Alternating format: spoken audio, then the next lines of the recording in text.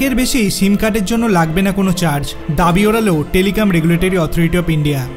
একাধিক সিম ব্যবহার করলেই নাকি দিতে হবে এক্সট্রা চার্জ। গতকাল এমনই একটি খবর সামনে আসে, যার পর অনেকেই চিন্তায় পড়ে যায়। তবে সম্প্রতি সেই খবর ভিত্তিহীন বলে জানালো telecom regulatory authority of India অর্থাৎ ট্রাই। টেলিকম নিয়ামক সংস্থাটি নিশ্চিত করে জানিয়েছে যে একাধিক সিম বা নম্বর ব্যবহার করলে গ্রাহকদের কাছ থেকে বাড়তি কোনো চার্জ নেওয়ার খবরটি সম্পূর্ণ মিথ্যা এবং ভিত্তিহীন। তারা এই ধরনের কোনো পরিকল্পনাই গ্রহণ করেনি। ট্রাই আরও দাবি করেছে যে জনসাধারণকে বিভ্রান্ত করার জন্য এই খবর ছড়ানো হচ্ছে। 14 জুন ট্রাই জানিয়েছে কিছু কিছু মিডিয়া হাউস দাবি করছে মোবাইল নাম্বার বন্টন সঠিক রাখার জন্য আগামী দিনে ট্রাই মোবাইল ও ল্যান্ডলাইন নাম্বারের জন্য শুল্ক নিতে পারে, কিন্তু এই তথ্যটি সম্পূর্ণ মিথ্যা।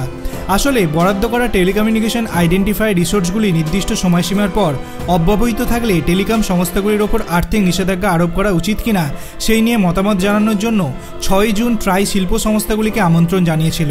আর এরপরই এমন খবর সামনে আসতে থাকে। প্রসঙ্গত, ভারতীয় টেলিকম সংস্থাগুলি প্রায়শই বেশি দামে প্রিমিয়াম বা অন্যান্য নম্বর অফার করে বাজারে চাহিদার সুযোগ নেয়। এছাড়া তারা এই ধরনের নাম্বারগুলি বিক্রি করতে এবং নিজেদের রাজস্ব বৃদ্ধি করতে নিলামেরও আশ্রয় নেয়। ট্রাইয়ের মতে এই ধরনের নিয়মের ফলে নাম্বারিং রিসোর্সের সঠিক ব্যবহার ব্যাহত হয়। তাই বরাদ্দ করা নাম্বারিং রিসোর্সের বিনিময়ে টেলিকম সংস্থাগুলির কাছ থেকে নামমাত্র ফি নেওয়া বুদ্ধিমানের কাজ হতে পারে, যদিও কোনো টেলিকম সংস্থা এই ফি দিতে রাজি হয়নি। আপনার কি মনে হয় টেলিকম রেগুলেটরি অথরিটি অফ ইন্ডিয়ার তরফ থেকে এই খবরটি অফিসিয়ালভাবে অ্যানাউন্সমেন্ট করার পর কি এটি মানুষজনের জন্য আরও বেশি সুবিধাজনক হয়েছে? আপনার অভিমত আপনি কমেন্ট সেকশনে জানাতে পারেন। ভিডিওটি ভালো লাগলে লাইক করবেন, চ্যানেলটিকে সাবস্ক্রাইব করতে ভুলবেন না। ধন্যবাদ।